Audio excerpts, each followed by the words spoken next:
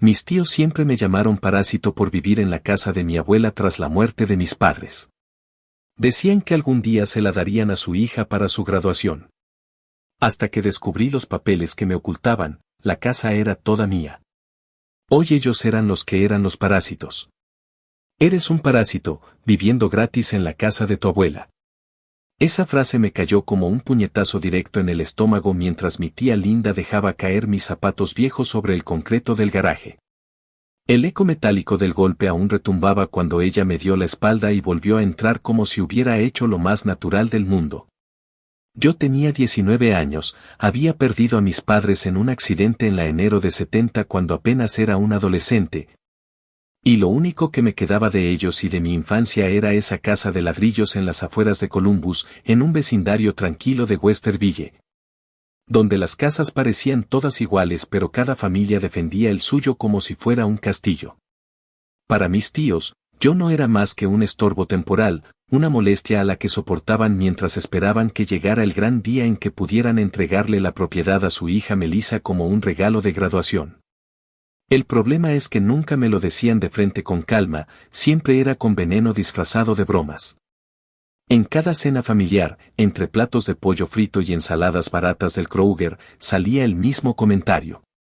Cuando Melissa termine la universidad, sería lindo que pueda festejar aquí con todos sus amigos, decía mi tío Ron, alzando la voz lo suficiente para que yo lo escuchara desde el otro extremo de la mesa. Y luego, como para rematar, agregaba, y para entonces, claro, este chico ya debería haber encontrado su camino, ¿no? Todos se reían, excepto yo. Yo tragaba saliva, clavaba la mirada en el plato y me prometía aguantar un poco más. La vida no era sencilla. Trabajaba medio tiempo en un autosón en Westerville Road, atendiendo clientes que preguntaban por bujías, limpiaparabrisas y baterías. Apenas juntaba lo suficiente para la gasolina de mi viejo carro y un poco de comida rápida de vez en cuando. No tenía lujos ni quería tenerlos.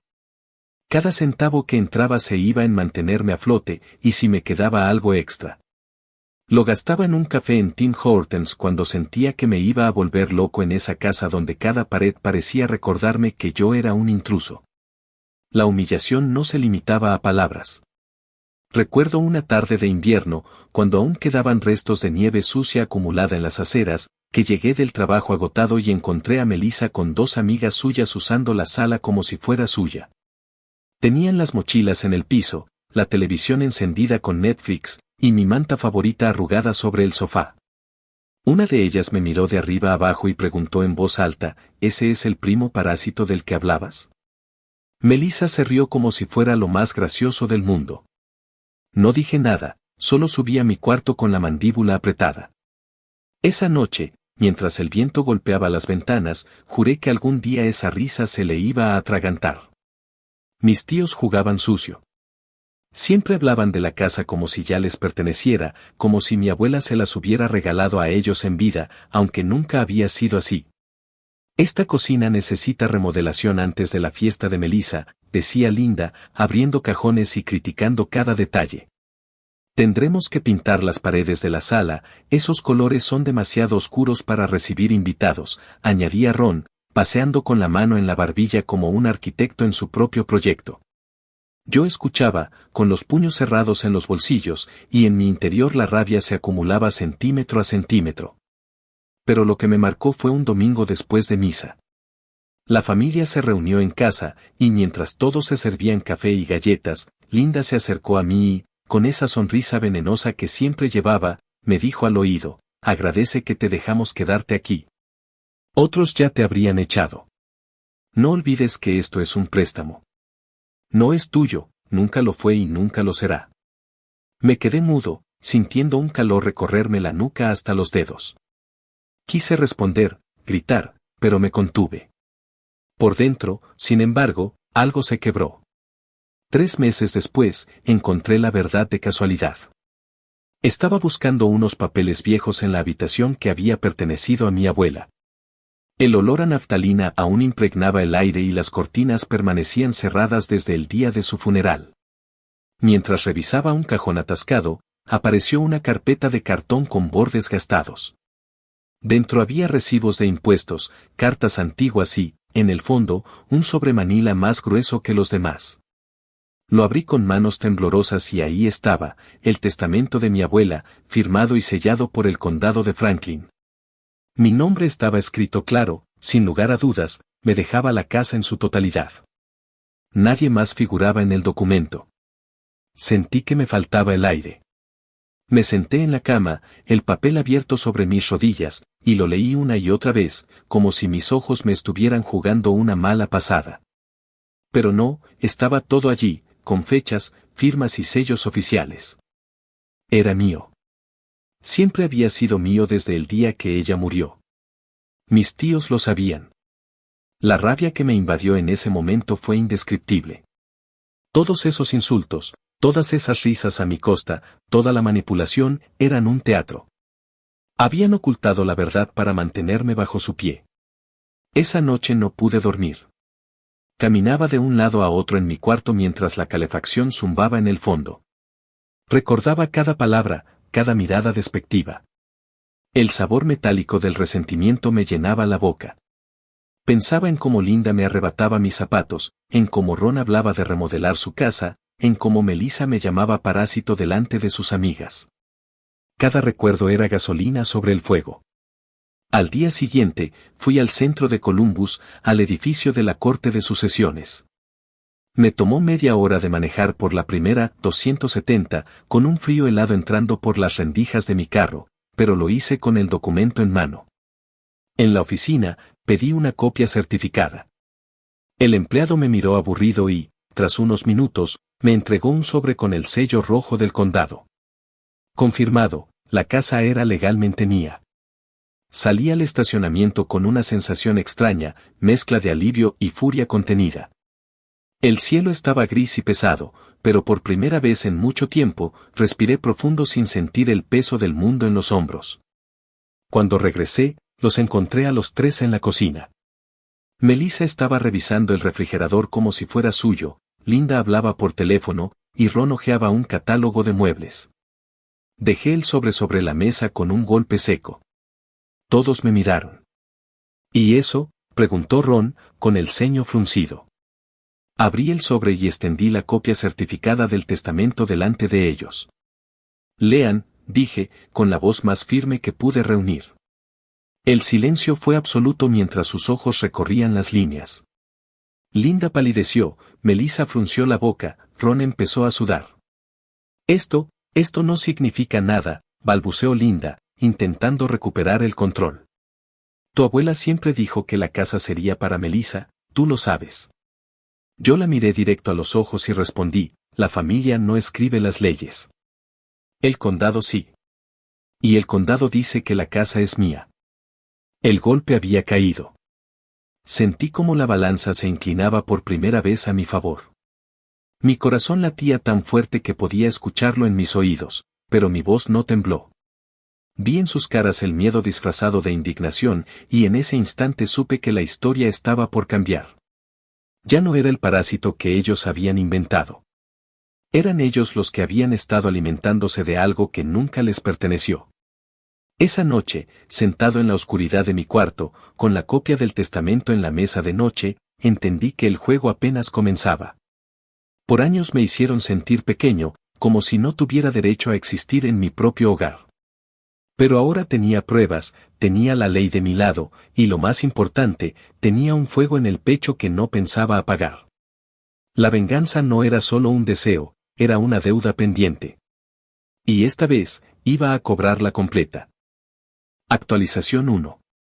2 semanas después de aquella escena en la cocina, mi vida ya no era la misma. El papel que había puesto sobre la mesa se convirtió en un escudo, un recordatorio de que ya no estaba a su merced. Pero tener la verdad no significaba que la batalla había terminado, al contrario, apenas estaba comenzando. Me di cuenta de que el papel era solo la primera pieza de un tablero mucho más complejo, y que si quería librarme de una vez por todas del veneno de mis tíos, necesitaba dar pasos firmes, visibles y legales.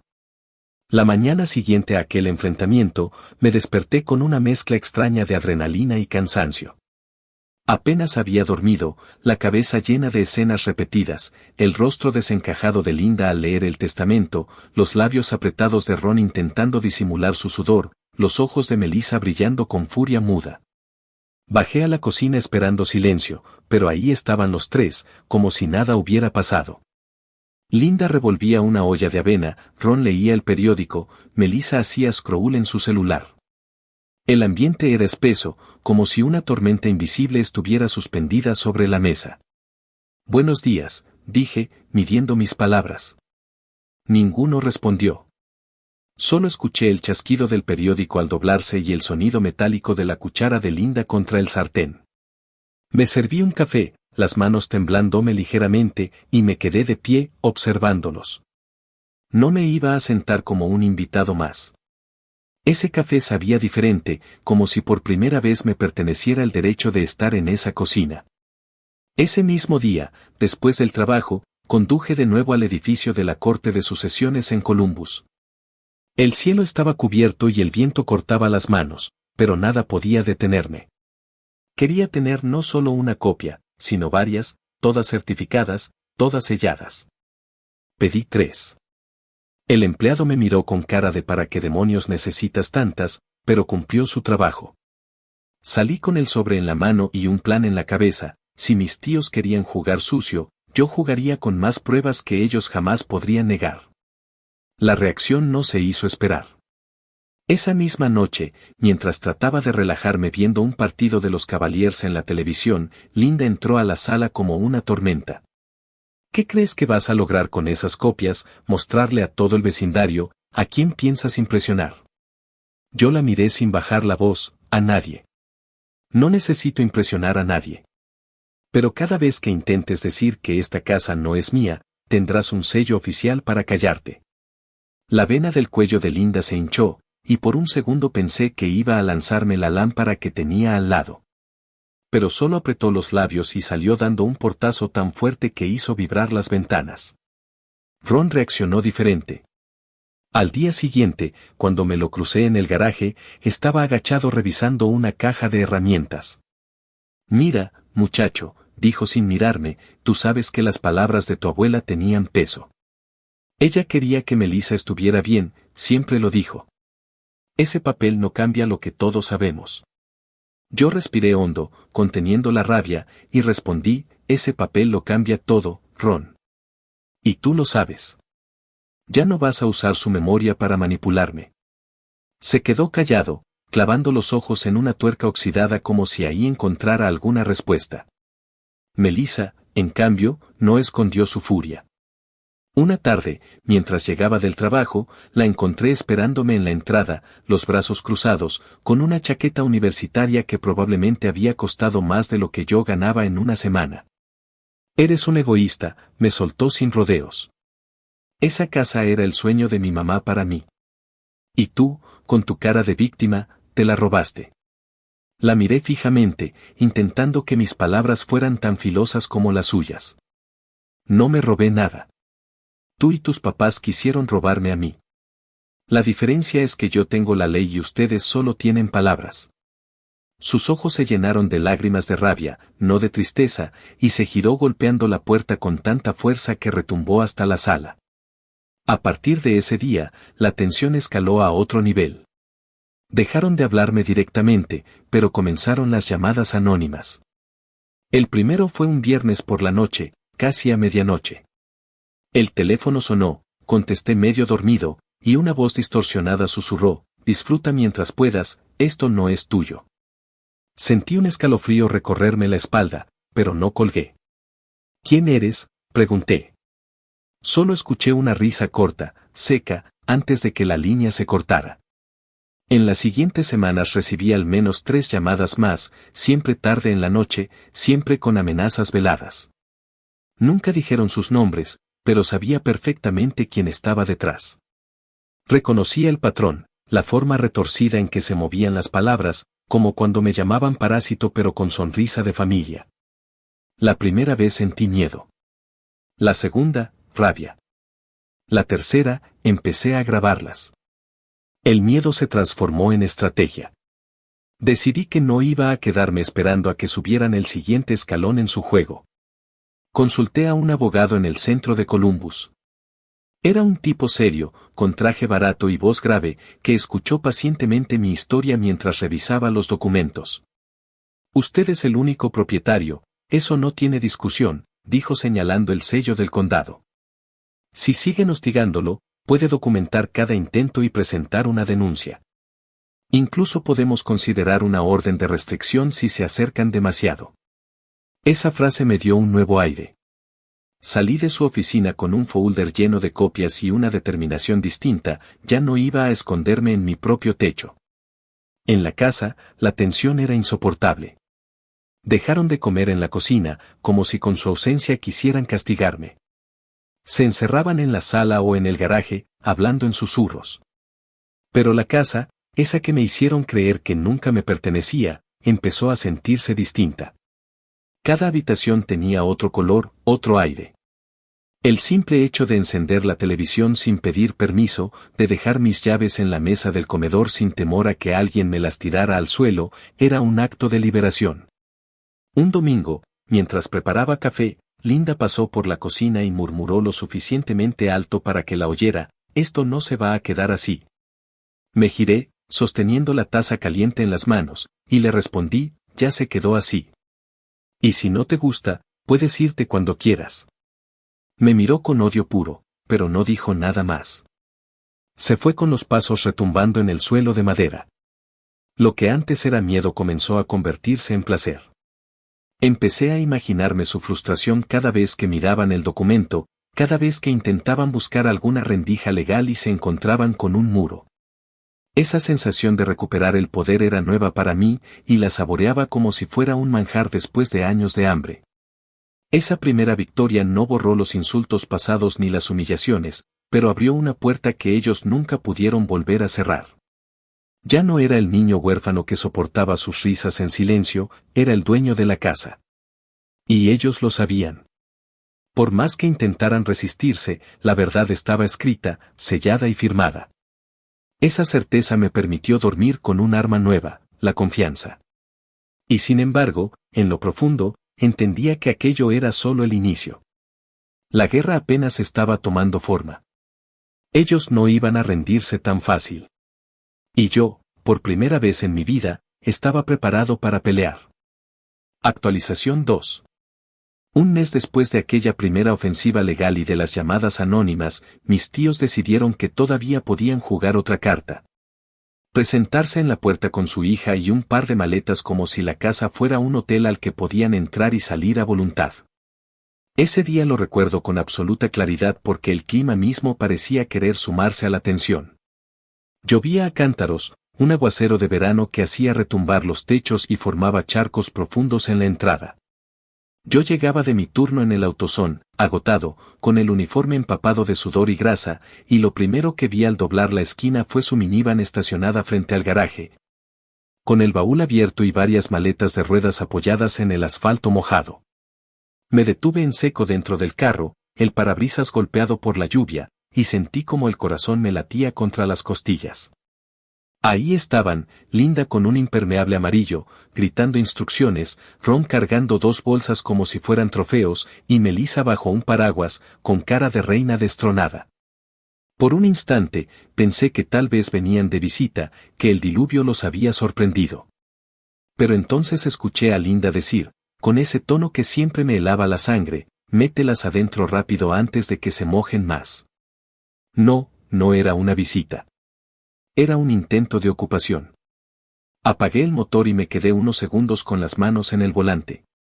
La rabia subió como un incendio. No iban a cruzar esa puerta. No después de todo lo que me hicieron. No después de que se burlaran de mí llamándome parásito en mi propia casa. Respiré hondo, bajé del carro y caminé bajo la lluvia con pasos firmes. Mis botas chapoteaban en los charcos, la camisa se me pegaba a la piel, pero no me importaba. Llegué a la entrada justo cuando Ron estaba extendiendo la mano hacia la cerradura. «No intentes, Ron», solté con voz grave. Él se giró sorprendido, la llave falsa en la mano. «¿Qué demonios?», murmuró, y de inmediato Linda intervino: estamos trayendo a Melissa, es temporal. La renta del campus está imposible, tú no entiendes lo difícil que está todo. Es familia, no hay discusión. Me reí, una carcajada seca que salió más fuerte de lo que esperaba. ¿Temporal? ¿De verdad creen que voy a dejar que se metan aquí después de todo? Las cerraduras ya no son las mismas, ¿quieres probar? Intenta abrir y vas a quedar como un idiota en medio de la lluvia. Ron miró la puerta y se dio cuenta de que, efectivamente, la cerradura estaba cambiada. Melissa, con su paraguas rojo, dio un paso adelante. Esto no es justo, dijo con la voz temblorosa, aunque no sabía si era por el frío o por la rabia. Esta casa era para mí, todos lo sabían. Mi abuela me la prometió, lo dijo 1000 veces. Yo la miré directo a los ojos, con el agua resbalándome por la frente. Pues tu abuela también firmó papeles, y esos papeles dicen otra cosa. Te guste o no, esto es mío. Vuelve a tu campus o alquila un apartamento como cualquier adulto. La expresión de Linda fue de puro veneno. Avanzó un paso, la lluvia chorreándole por el cabello, y susurró entre dientes, eres un maldito ingrato. Si tu madre estuviera viva, te daría una cachetada por tratar así a tu familia. El golpe de esas palabras me atravesó, pero no dejé que se notara. Apreté la mandíbula y respondí, si mi madre estuviera viva, ustedes no habrían tenido nunca la oportunidad de manipularme. Así que agradece que estoy siendo civilizado y no llamo ya mismo a la policía. Ron intentó suavizar las cosas, levantando las manos como si fuera el mediador. Vamos, muchacho, no exageres. No es para tanto. Solo hasta que Melissa termine el semestre. Ni te vas a dar cuenta de que está aquí. En ese momento, di un paso hacia la puerta y señalé la calle. Última vez que lo digo, fuera de mi propiedad. Ya no tienen poder aquí. Hubo un silencio incómodo, roto solo por la lluvia golpeando los paraguas y el asfalto. Al final, Linda tomó una de las maletas y la arrojó al baúl de la minivan con un gesto brusco. Esto no se queda así, gritó, con la voz quebrándose por la rabia. Ron bajó la mirada y comenzó a cargar de nuevo las bolsas, murmurando algo ininteligible. Melissa me fulminó con la mirada y subió al asiento trasero, cerrando la puerta de un portazo. Me quedé en el porche, empapado, observando cómo el carro se alejaba levantando agua en los charcos. El sonido del motor se perdió en la distancia, y el silencio volvió, interrumpido solo por el goteo constante del canalón. Respiré profundo. El poder de ese momento fue indescriptible. Por primera vez, había dicho no en voz alta y los había visto retroceder. Esa noche, mientras me secaba el cabello frente al espejo, pensé en todas las veces que ellos habían invadido mis espacios sin pedir permiso. En cómo Melissa usaba mi manta favorita frente a sus amigas, en cómo Linda abría cajones de la cocina como si fueran suyos, en cómo Ron planeaba remodelaciones con dinero que nunca ganaría. Esa imagen de ellos golpeando la puerta bajo la tormenta quedó grabada en mi memoria como un trofeo. Los días siguientes estuvieron cargados de tensión. No los vi físicamente, pero el vecindario se encargó de informarme. La señora Carter, que vivía a 2 casas de distancia, me contó en el supermercado que había visto a Linda hablar con varios vecinos, contando que yo era un desagradecido y que había robado la casa de la familia. Algunos vecinos me miraban raro, otros me ofrecían un gesto de apoyo silencioso. Yo no necesitaba su aprobación, tenía algo mucho más fuerte, la certeza legal y moral de que estaba en lo correcto. Las llamadas anónimas volvieron, esta vez con más rabia. Una voz masculina me dijo, disfruta la soledad, porque te vas a pudrir en esa casa. Otra, femenina, simplemente escupió insultos y colgó. Ya no me daban miedo. Ahora cada llamada era una confirmación de que estaban perdiendo el control, de que se estaban desesperando. Grababa cada una y las guardaba en una carpeta especial en mi laptop. Algún día, esas pruebas serían útiles. El cambio en mí fue notorio. En el trabajo, mis compañeros notaron que hablaba más firme, que ya no evitaba el contacto visual, que incluso sonreía más seguido. Uno de ellos, Mike, me invitó a una barbacoa y por primera vez en mucho tiempo me sentí parte de algo normal, sin la sombra de mis tíos detrás. Mientras bebía una cerveza fría en su patio, pensé en cómo, poco a poco, estaba recuperando mi vida. Pero la verdadera victoria fue cada noche, al cerrar la puerta con mis llaves nuevas y escuchar el clic metálico que sellaba mi propiedad. Ese sonido era música, una melodía de libertad. Ya no era el chico que se escondía en su cuarto mientras los demás hacían fiestas en la sala. Era el dueño, y ellos lo sabían. Todavía había rabia en mí, todavía había heridas que no cerraban, pero esa noche bajo la lluvia, viéndolos alejarse con sus maletas mojadas, fue el inicio de un nuevo capítulo. Ellos me habían llamado parásito toda mi vida, pero los verdaderos parásitos eran ellos, intentando vivir de algo que nunca les perteneció. Y yo, por fin, había aprendido a aplastarlos. Sabía que no iban a rendirse, que buscarían otra forma de atacarme, que la batalla no estaba cerrada. Pero también sabía que ahora estaba preparado. Ellos podían seguir planeando en la oscuridad, podían seguir odiándome, podían incluso intentar mover influencias en la familia. Nada cambiaría el hecho de que esa puerta estaba cerrada para siempre. Actualización 3. 3 meses después de aquella noche de tormenta, cuando los vi irse empapados con las maletas sin poder poner un pie dentro de la casa, yo ya no era la misma persona. Algo había cambiado para siempre en mi interior. El miedo que me había acompañado desde que tenía 14 años y me quedé huérfano se había convertido en una certeza: tenía derecho a existir, a ocupar ese espacio, a no dejar que nadie más me pisoteara. Y esa certeza era un arma que no pensaba soltar. Pero como cualquier batalla larga, la guerra con mis tíos no terminó con un portazo bajo la lluvia. Ellos no se rindieron. Decidieron cambiar de estrategia. El primer síntoma lo noté al revisar el buzón una mañana de abril. Entre las cuentas de electricidad y un cupón de Domino's, encontré un sobre sin remitente. Al abrirlo, descubrí una carta escrita a mano con la caligrafía de mi tía Linda. Las letras torcidas parecían arañazos sobre el papel. Exigimos una compensación por la injusticia cometida, decía la primera línea. El resto era un desvarío, hablaba de promesas verbales de mi abuela, de acuerdos familiares nunca escritos, de cómo la casa pertenecía moralmente a Melissa aunque la ley dijera lo contrario. Terminaba con una amenaza disfrazada: si no accedes a ser justo, buscaremos otras vías para corregir este error. Me reí en voz alta, solo en la cocina, con la carta temblando entre mis dedos. Guardé el papel en una carpeta que ya tenía destinada para evidencia.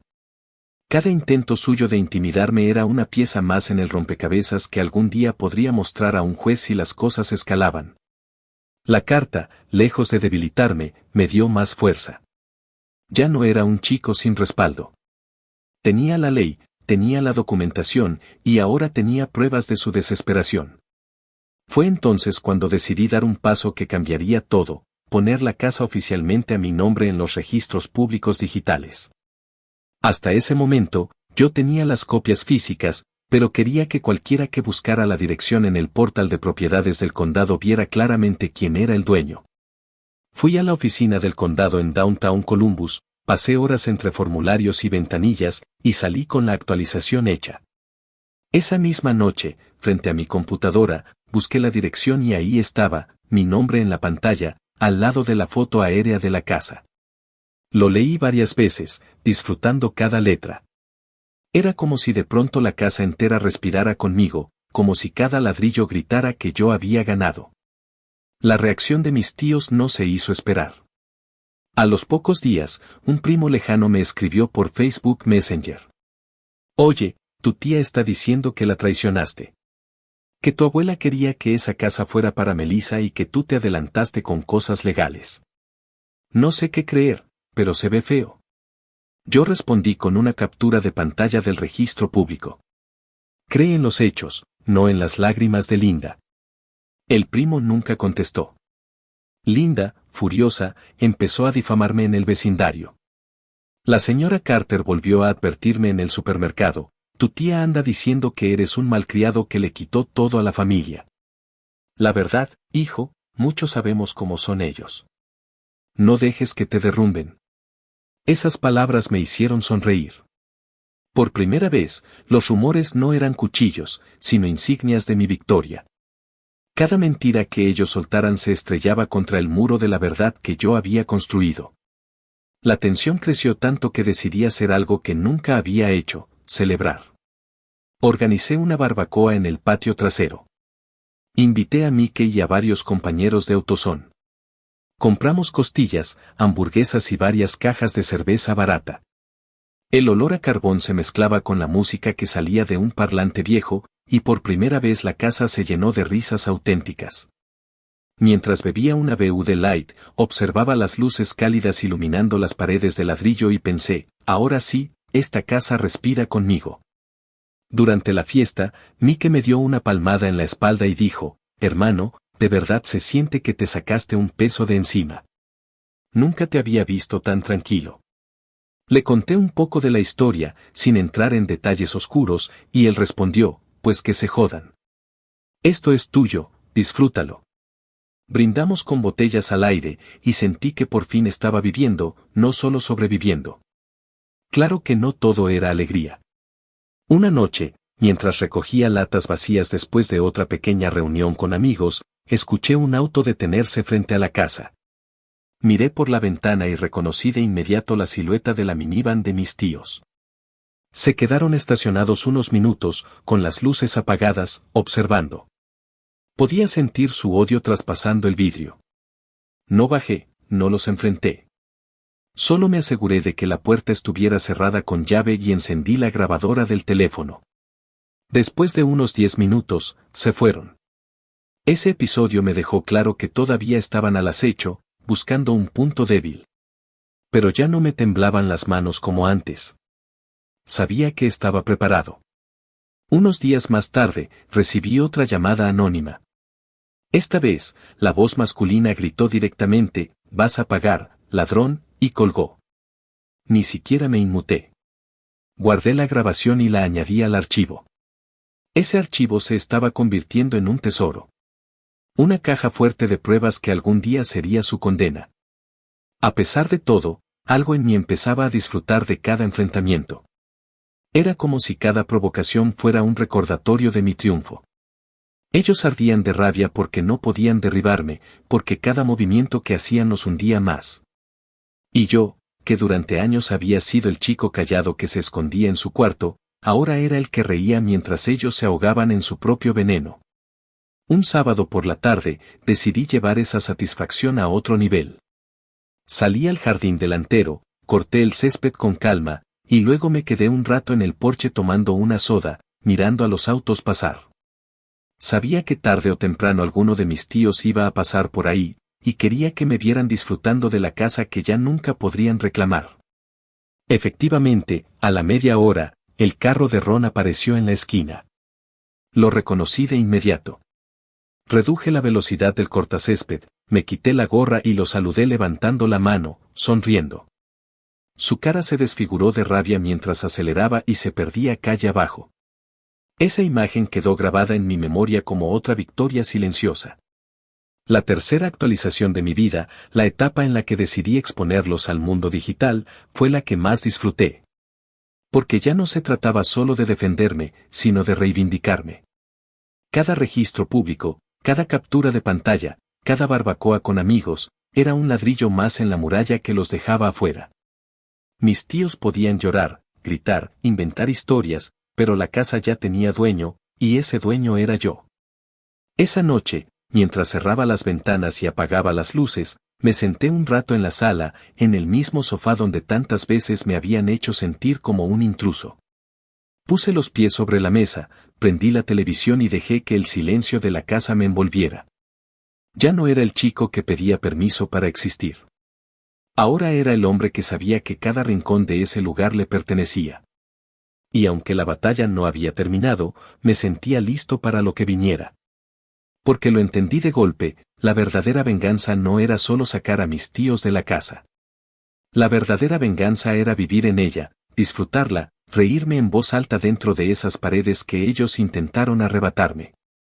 Era demostrar que los parásitos siempre habían sido ellos, y que yo, al fin, era libre. Actualización 4. 5 meses después de aquella barbacoa en la que por primera vez me sentí dueño absoluto de mi casa, la guerra con mis tíos había tomado un tono mucho más oscuro. El intento de meter a Melissa con sus maletas bajo la tormenta había fracasado, la carta ridícula pidiendo compensación se había convertido en un chiste privado. Y los rumores que lanzaban en el vecindario se desmoronaban frente a los registros públicos.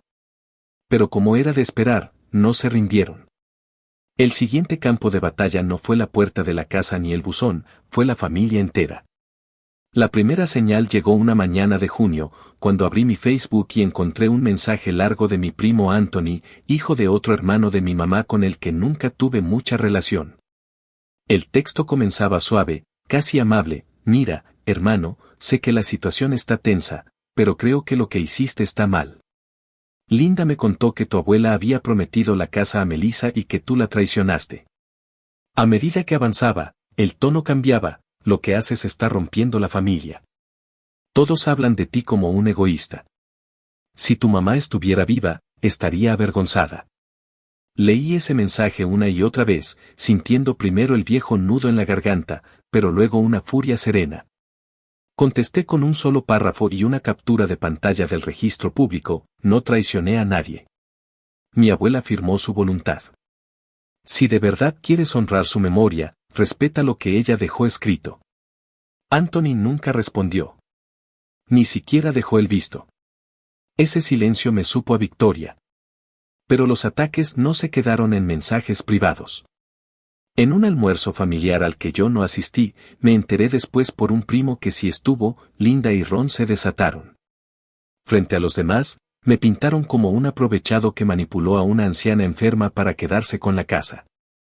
Según me contaron, hasta derramaron lágrimas frente a los demás, describiendo cómo yo había cambiado desde que tenía la casa. Melissa, con la voz quebrada, habría dicho: esa casa siempre fue mi sueño. Ahora él se ríe de todos nosotros. Cuando mi primo me lo contó, lo hizo con tono de advertencia: muchos les creen. Los pintan como víctimas, y tú como el villano. Yo apreté los puños y le respondí: si ellos son las víctimas, que lo demuestren en la corte. Todo lo demás son lágrimas falsas. La rabia no me dejaba dormir. Me revolvía en la cama, escuchando el zumbido de la nevera en la cocina como si fuera un reloj que me marcara cada segundo de injusticia. Y entonces, un vecino me dio el golpe final de lucidez. El señor Duncan, que vivía frente a mi casa, me detuvo una tarde cuando yo salía a trabajar. Me dijo en voz baja, como compartiendo un secreto: sabes, tu abuela me contó varias veces que Linda y Ron la presionaban cuando ya estaba enferma. Querían que firmara papeles, pero ella se negaba. La vi llorar en el porche después de que ellos se fueron una noche. Eso nunca lo olvidé. Me quedé helado, con el uniforme de AutoZone todavía oliendo a aceite y gasolina. La imagen de mi abuela llorando en el porche, mientras sus propios hijos intentaban manipularla, me revolvió el estómago. Hasta ese momento, todo lo que había hecho era defenderme. Pero después de escuchar eso, entendí que era hora de atacar. No se trataba solo de quedarme con la casa. Se trataba de hacer justicia por ella. Al día siguiente, pedí cita con el mismo abogado en Downtown Columbus. Le llevé el archivo que había armado con las cartas, las llamadas grabadas y los registros públicos. Le conté lo que me dijo el vecino. El abogado me escuchó con calma y, tras revisar todo, dijo: tienes suficiente para demostrar acoso. Y si hubo intentos de manipulación a una persona vulnerable, eso es grave. Pero lo primero es proteger su seguridad. Vamos a emitir una orden de restricción para que no puedan acercarse a la propiedad. Salí de su oficina con un peso menos. 2 semanas después, recibí la notificación oficial: mis tíos no podían acercarse a menos de 300 pies de la casa. Cuando el documento les fue entregado, me imaginé la furia en sus rostros, los gritos ahogados, la indignación al saberse derrotados en su propio juego. Esa noche dormí como hacía años no lo hacía, con la ventana abierta y el aire de verano entrando libremente, sin miedo a ver la minivan estacionada frente a la entrada. Pero la guerra no terminó ahí. En los días siguientes, recibí mensajes de otros primos y hasta de un tío lejano desde Cleveland. Algunos me acusaban de lavar los trapos sucios en la corte. Otros, más neutrales, solo decían, ¿es cierto que le pusiste orden de restricción a tus propios tíos? Yo respondía con calma, sí, es cierto. Y lo volvería a hacer. Ellos cruzaron todos los límites.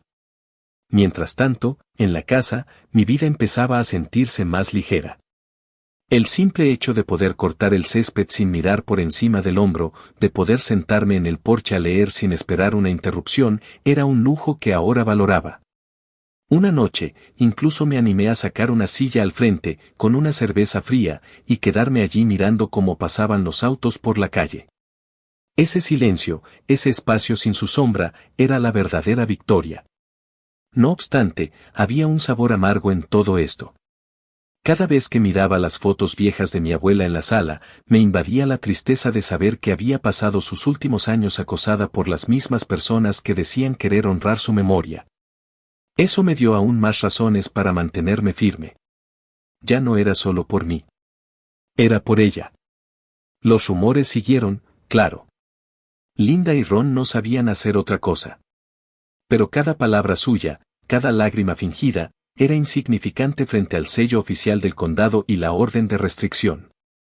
Ellos podían hablar lo que quisieran, podían llorar frente a la familia, podían intentar manipular a quien se dejara.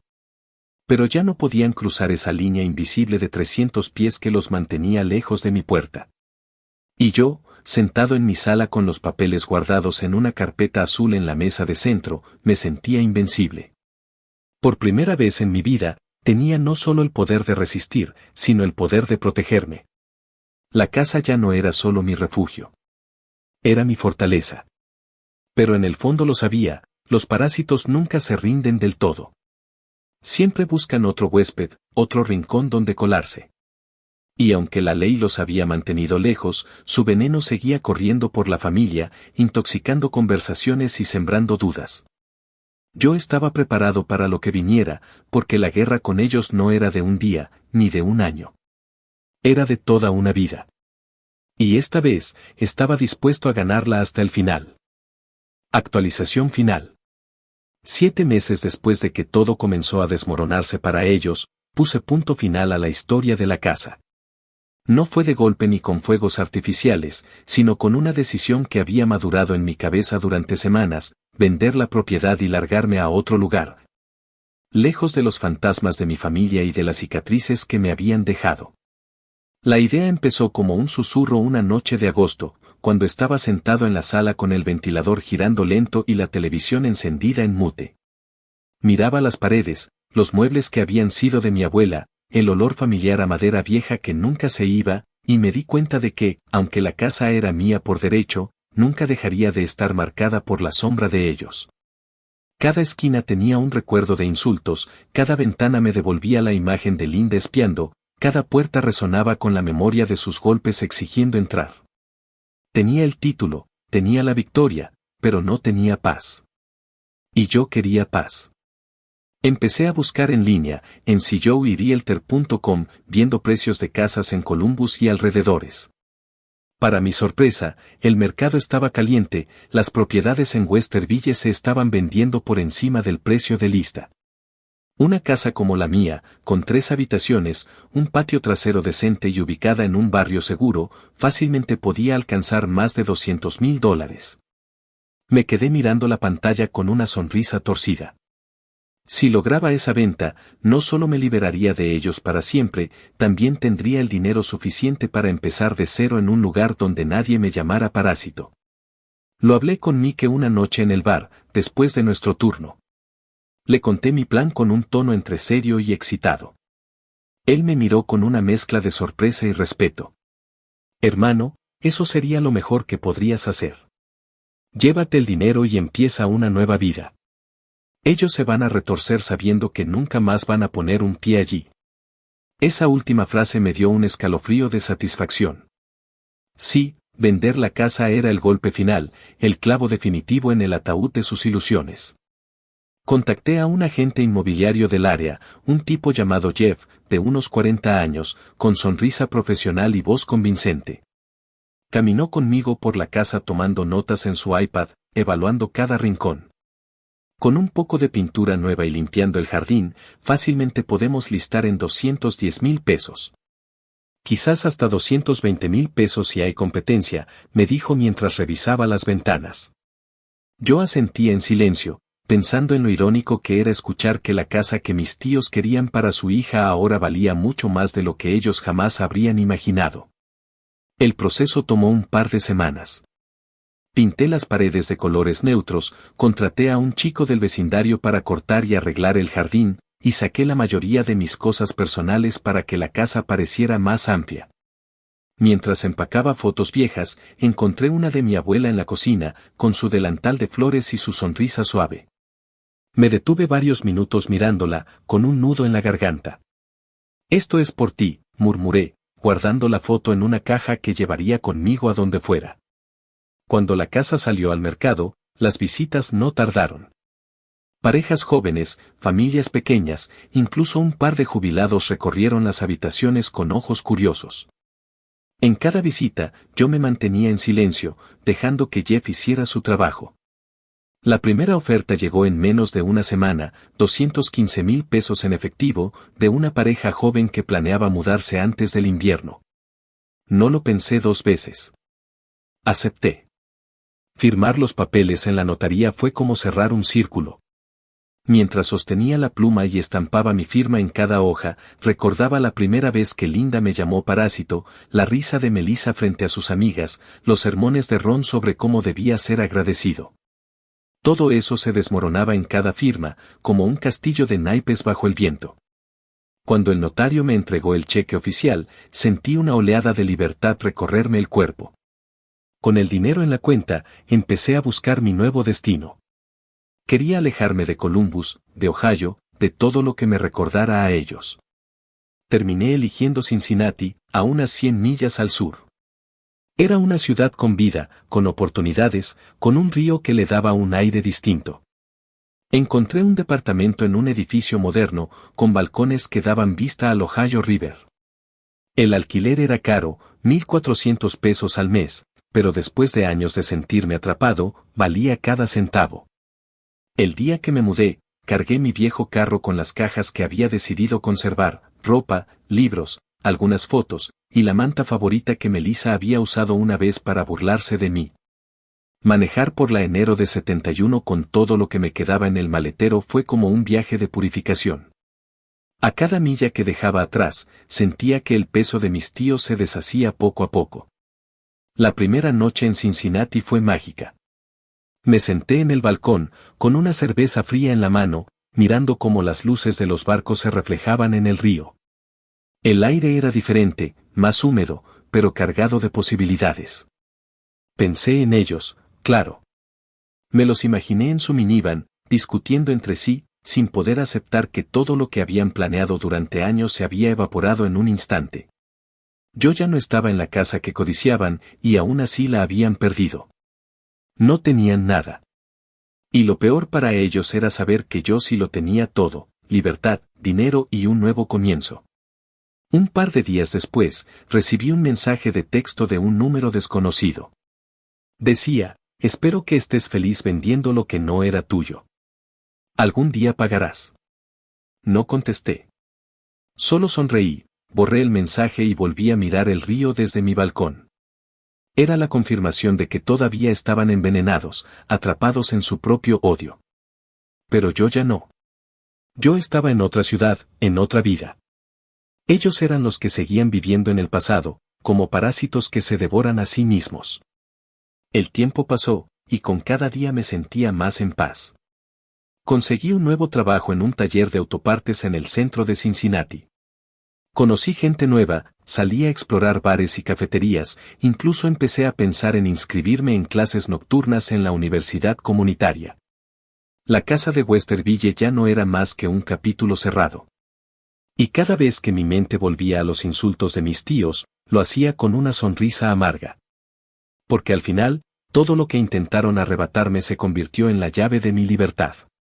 La ironía era tan deliciosa que a veces me hacía reír solo en mi balcón. Ellos, que me llamaron parásito durante años, terminaron siendo los verdaderos parásitos. Dependían de promesas inexistentes, de ilusiones vacías, de manipular a los demás para sentirse con poder. Yo, en cambio, aprendí a sostenerme solo, a defender lo que era mío, y luego a soltarlo en el momento preciso para convertirme en alguien nuevo. Hoy, cuando cierro los ojos y recuerdo la casa, ya no la veo como un campo de batalla, sino como una prueba superada. Sé que mi abuela estaría orgullosa de que no me dejara doblar por ellos. La escucho en mi mente, con su voz suave, diciendo, haz tu vida, hijo, no te quedes atrapado en el odio. Y eso hago, cada día que amanece sobre el río, cada noche que se encienden las luces de Cincinnati. Porque la verdadera venganza no fue quedarme con la casa, ni poner su nombre en los registros, ni sacar órdenes de restricción. La verdadera venganza fue tomar todo lo que intentaron usar contra mí y transformarlo en un futuro donde ellos ya no tienen lugar. Yo no soy el parásito. Nunca lo fui. Ellos lo fueron, y lo siguen siendo, consumiéndose en un rincón de Ohio mientras yo miro hacia adelante. Y esa es la justicia más grande de todas.